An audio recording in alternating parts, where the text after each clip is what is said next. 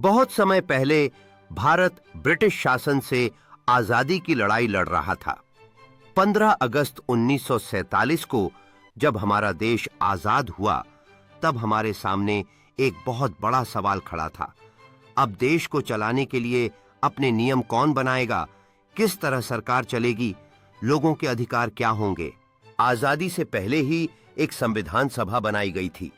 इस सभा में देश के अलग-अलग हिस्सों से चुने गए प्रतिनिधि शामिल थे।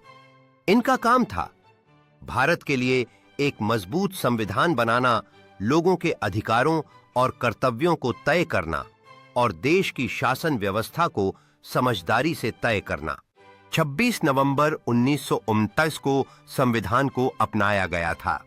यह एक ऐतिहासिक दिन था जब भारत ने अपने अधिकारों और कर्तव्यों का एक संविधान बनाया, जो एक लोकतांत्रिक राष्ट्र के रूप में आगे बढ़ने का आधार बना। डॉ. भीमराव अंबेडकर को संविधान मसौदा समिति का अध्यक्ष बनाया गया।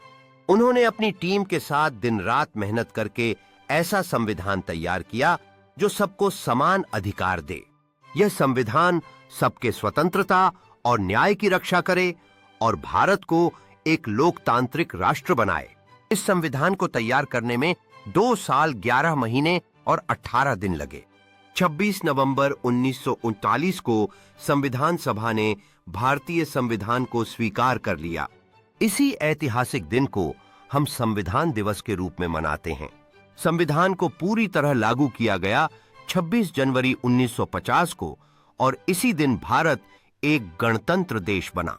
इस दिन को हर साल गणतंत्र दिवस के रूप में मनाया जाता है, जो हमारे संविधान और लोकतंत्र की महानता का प्रतीक है। डॉ. भीमराव अंबेडकर के योगदान को आज भी हम याद करते हैं और उनके द्वारा दिए गए समानता और न्याय के सिद्धांतों का सम्मान करते हैं। संविधान दिवस भारत के महान संविधान निर्माताओं को सम्मान देने के लिए मनाया जाता है। संविधान का महत्व और उसके मूल अधिकारों को याद रखने के लिए यह दिन विशेष है। लोगों को उनके अधिकार और कर्तव्य समझाने के लिए संविधान दिवस का आयोजन किया जाता है। संविधान हमें बराबरी का अधिकार बोलने और लिखने की स्वतंत्रता, धर्म चुनने की स्वतंत्रता, शिक्षा और न्याय का अधिकार देता है। इसके अलावा संविधान महिलाओं, बच्चों और कमजोर वर्गों की सुरक्षा का अधिकार भी सुनिश्चित करता है।